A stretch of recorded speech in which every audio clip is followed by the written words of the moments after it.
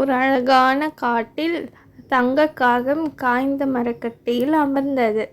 இன்னைக்கு என்ன வியாபாரம் பண்ணலாம் என்று யோசிச்சு கொண்டு பறந்து சென்றது. அங்கே ஒரு காய் மாமரத்தை பார்த்தது. அதில் உட்கார்ந்தது. மரத்தில் உள்ள காய் மாம்பழத்துக்கு மஞ்சள் நிற பழுத்த மாம்பழம் போல் பெயிண்ட் அடித்தது. பழம் பழுத்தது போல் இருந்தது. நல்லா மஞ்சள் கலர்ல இருக்கேன். இன்னைக்கு இது எடுத்துன்னு போய் வியாபாரம் செய்ய வேண்டியதுதான். பழம் மாம்பழமா இருக்கே, கிலோ எவ்வளவு அண்ணா? கிலோ 100 ரூபாய். பழமா இருக்கும் மாம்பழம், மிகவும் இனிப்பாக இருக்கும் குருவியே.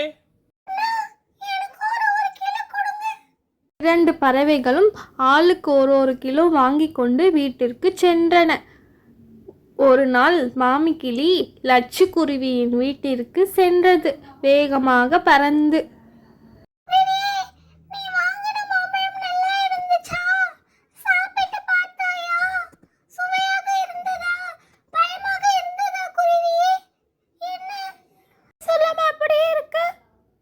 ஏன் கேக்குறீங்க கிளியே? மாம்பழம் எல்லாம் காயாக உள்ளது, என்ன பண்றது?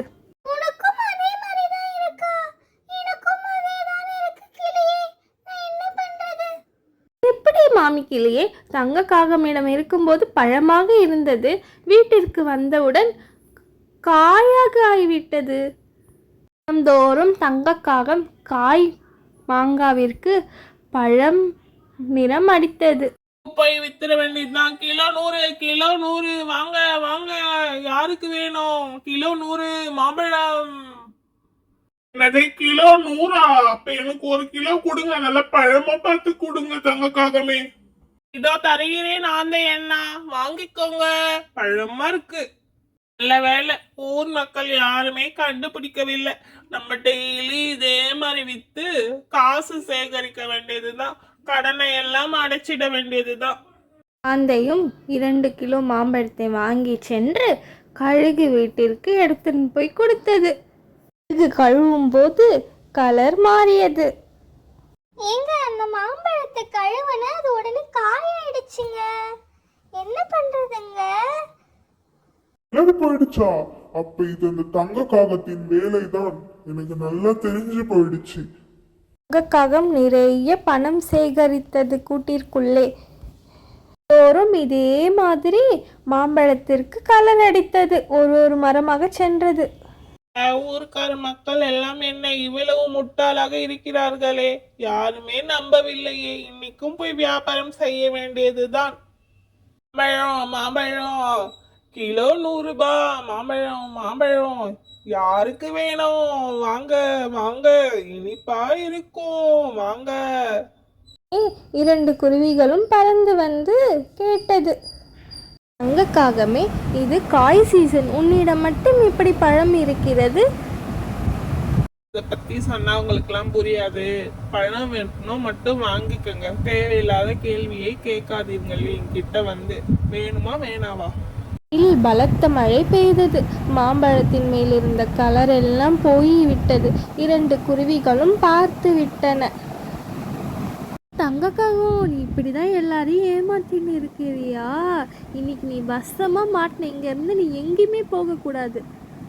மேலே இருந்து இவை அனைத்தையும் பார்த்து கொண்டிருந்த லட்சுக்குருவி கீழே கடையின் பக்கத்தில் சென்றன.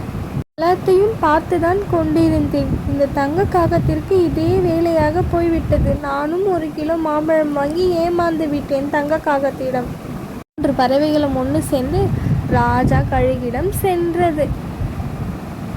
என்ன விஷயமா வந்திருக்கீங்க எல்லாரும்? அதுவும் நைட்டு நேரத்துல வந்திருக்கீங்களே. தங்கக்காகம் மறுபடியும் எங்களை ஏமாத்தி விட்டது ஐயா. இதே மாதிரி பண்ணிக்கிட்டே இருக்கிறது, என்ன பண்றது ஐயா? கவலைப்படாதீங்க லட்சுக்குருவியே, நான் ஒரு ஆள் ஏற்பாடு செய்து கொள்கிறேன். அவர் தங்க காகத்தை மரத்தில் கட்டி வைக்க சொல்கிறேன். அவர் கட்டி வைத்த பிறகு வண்டியெல்லாம் புடுங்கி விடுவேன். பறவை தங்க காகத்தை பிடித்து ஒரு மரத்தில் கட்டி வைத்தது. தங்க காகம் வசமாக மாட்டிக்கொண்டது. ஐயா, என்ன விட்டுருங்க ஐயா, நான் என்ன பாவம் பண்ணனே தெரியல. இந்த வாட்டி விடவே முடியாது. நீ ஊர் மக்கள் எல்லாரையும் ஏமாத்திட்டு வருகிற. எத்தனை வாட்டி உன்னை நாங்க மன்னிச்சு விடுறதுன்னு எங்களுக்கு தெரியல தங்கக்காகவே. நீ தண்டனை அனுபவிச்சே ஆகணும். ஆந்தையும் காகையும் அவங்களது ஊருக்கு சென்றன. காகமே, உனக்கு சாப்பாடே கிடையாது. உன்னுடைய வண்டியை நான் எடுத்து செல்கிறேன். நீ இப்படியேதான் இருக்கணும். தங்கக்காகம் பாவமாக நின்று அழுது கொண்டிருந்தது. என்ன பண்றதுன்னு தெரியாம உடனே அனைத்து பறவைகளும் வந்தன. தங்கக்காகமே, நீ ஏன் இப்படி தவறு செய்கிறாய்? ஆமா பண்ணிட்டேன், என்னை விட்டுருங்க. எனக்கு காசு இல்லை கையில், அதனால தான் அப்படி பண்ணேன். என்னை விட்டுருங்க. நான் இனிமே இந்த தவறு செய்ய மாட்டேன் லட்சு. என்னை விட்டுருங்க ப்ளீஸ். யார்கிட்டயும் சொல்லாதீங்க நடந்ததை. நான் திரும்ப தப்பு பண்ணவே மாட்டேன். சரி காகமே, நீ இன்னொரு முறை இந்த மாதிரி ஒரு தப்பு செய்யவே கூடாது. நாங்கள் நம்பி தானே உன்கிட்ட பழம் வாங்கினோம். நீ எங்களையே இப்படி ஏமாத்தலாமா தங்கக்காகமே? உனக்கு எதனா உதவி வேணும்னாலும் நீ எங்ககிட்ட கேளு. இந்த தவறை இதுக்கப்புறம் ஒரு பொழுதும் செய்யாதே.